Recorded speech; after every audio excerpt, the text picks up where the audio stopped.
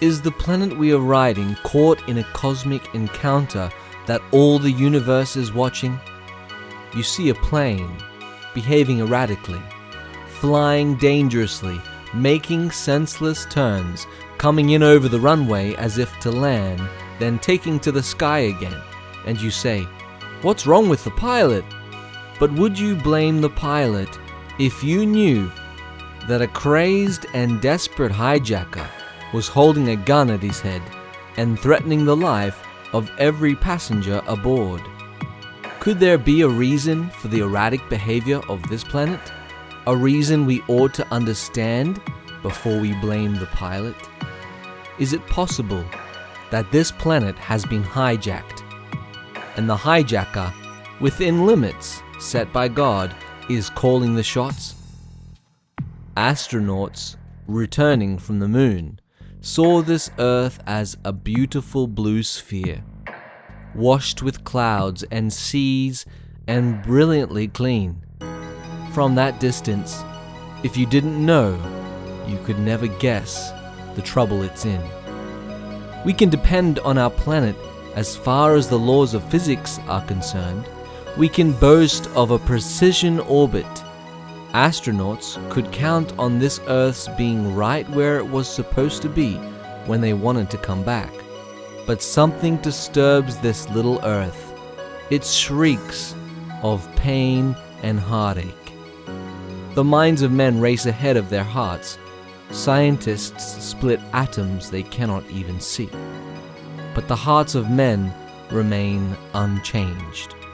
They make fiery bolts of terror that twist and melt and incinerate an entire city in one short moment.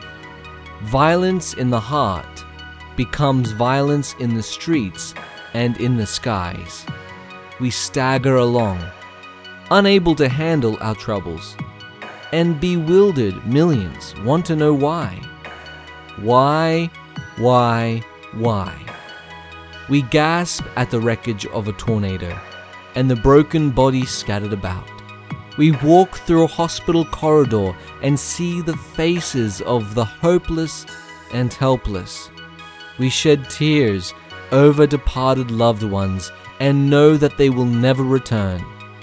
It takes a strong heart not to cry out.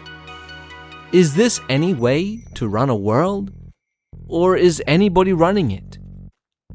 Many a man stands in the darkness, looking up at the stars. Is anybody out there? Is anybody listening? Does anybody know we are here? Does anybody care? If there is a God, why doesn't He do something? Why not put a stop to this nightmare? Why is He so silent? Is He unconcerned? We find it easy to blame God for the world's heartbreak. But could we be guilty of mistaken identity? Have we misplaced the blame? We turn to the scriptures for the answers as we encounter the reason why. Where did the rebellion against God originate? And there was war in heaven. Michael and his angels fought against the dragon, and the dragon fought and his angels. Many Bible scholars identify Michael as Christ.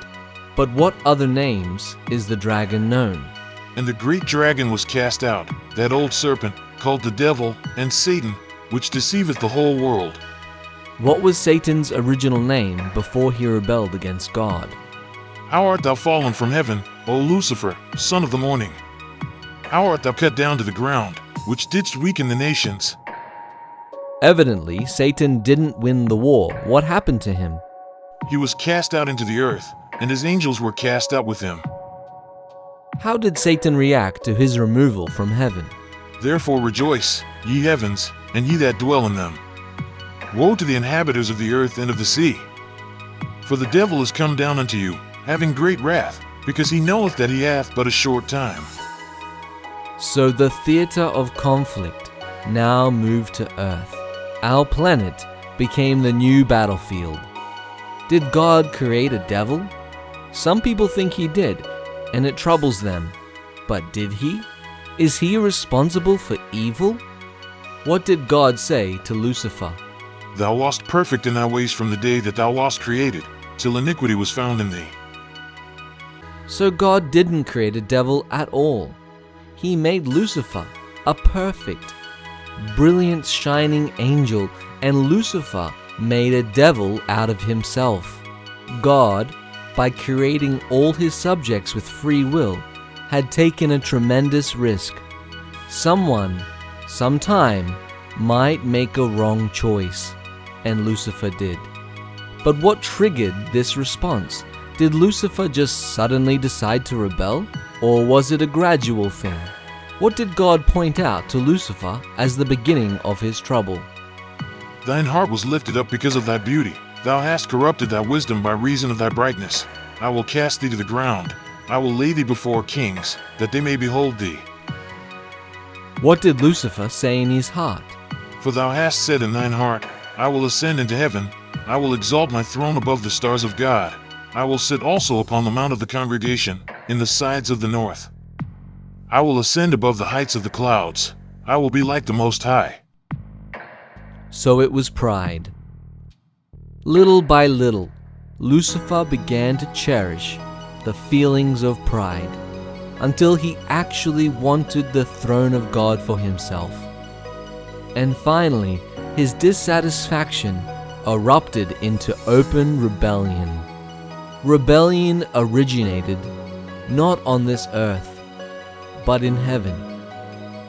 It began with the pride in the heart of Lucifer, heaven's highest angel officer.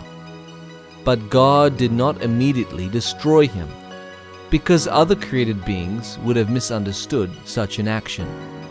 Rebellion never before existed in the universe. God could not adequately explain its deadly nature, its fearful results, to a universe that had never witnessed its effects. They must see it demonstrated in order to understand it. So God permitted the dreadful experiment, which involves the entire human race. Did God have any other options? Yes, God could have left the universe empty, or he could have peopled it with robots programmed to function without emotion. But God didn't want a universe full of walking computers. He wanted his subjects to serve him out of love, not because he had keyed in specific responses. And so God counted the cost and took the risk. Has God stood by and taken no action against the cast-out rebel? No.